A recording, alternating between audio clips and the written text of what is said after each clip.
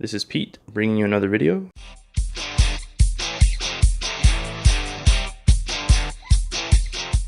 And this is the little air pressure leak test that I built with parts from Amazon and from Home Depot.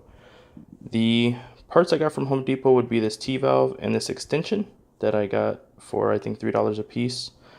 And they are NPT 1/4 inch threadings. So it was 2 females to a male, and then I got the double-headed female as well from there. The Schrader valve and the pressure gauge I got from Amazon, along with the NPT adapter to G and a quarter, and I think that one was only $8, I believe. So I think for this whole thing I only spent, I think, less than $20 for this whole little contraption. The pressure gauge is a 2-bar or 30 psi gauge, which is pretty good, I have to say, because it does show all the hashes real easily, and you don't have to try to squint and see how much poundage or bars you have in your loop. And I've had this on here with pressure for, I want to say, 3 or 4 hours now, and it's been staying at the 11 mark since then. This is the EK250 reservoir that is RGB, and then I have the X-Top RGB pump connected with a little male fitting right there. I did do the custom sleeving myself, which I'm getting into if you haven't noticed all of my different color sleevings.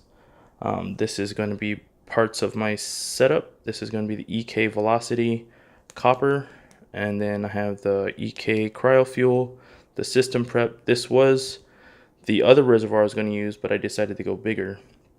And then I have the SwiftTech 480 rad, all copper, and then I have 4 Noctua's IPPC 3000 RPM fans that they just came out with, and I will be using the EK fittings and compression fittings. This is going to be a 12 millimeter OD tubing. The camphor tool that I got it from Home Depot as well, and I did a little mod in that where you could see I put like a marker top on the inside to keep the tubes from spinning out when I'm chamfering the insides. So this is one of my practice bins that I made. Just practice. This is, I think, the 3rd attempt of a practice tube, so it came out pretty good. No warping, no bowing, no blown outness. So this is EK 12 millimeter, 10 millimeter inside tubing. So, but back onto the air pressure test. Right here you can see that I do have the Schrader valve at the end right here, and I put the pressure gauge here, and I clocked it to where when you tighten it, this will be facing outward, so it'll be easier to read instead of trying to break your neck and put it in all different angles. One of the other designs was putting it at the end right here, but that's going to depend on other people's loops and stuff like that, so made it a little bit easier for me. Other than that, it's a nice little setup, works well, and I know there are other ones out there you can buy that are, I think, $30 to $40, maybe $50. The Dr. Leak or whatever it is. But the people that have wrote reviews on it said that it's broke after a few attempts of using it, because the little Schrader valve on there is plastic, and with any kind of flex it will crack. So everything that I used was brass Schrader valve, brass T, brass extension, brass connector, which is a NPT threading, a 1/4 inch threading here, NPT 1/4 inch threading, NPT 1/4 inch threading to G and a quarter adapter, and then a double male G and a quarter. So, and that's everything.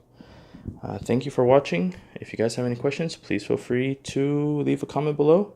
Like, share, and subscribe. Leave me a thumbs up if you did like this, and let me know if you want to see the build when it's done. I should get started on this by hopefully next weekend. I'm just waiting on 2 more plugs and 1 more 90-degree extension. Alright guys, here is my setup right now before I do liquid cooling. It is a Gigabyte Aorus Masters Z390 motherboard with an i7 9700K clocked at 5.1 gigahertz at 1.350 volts. Of course, Vengeance Pro RGB lighting, and that is my graphics card, the EVGA FTW3 2080 RTX, and that is what I'm running through it with a nice overclock at 2120 megahertz. All the custom sleeving that you see here, I did do myself. And for now, I do have the Corsair 360 all-in-one, which is doing an okay job. I mean, it keeps everything around 60 degrees on full load. So I will keep you guys up to date when I do decide to do the water cooling.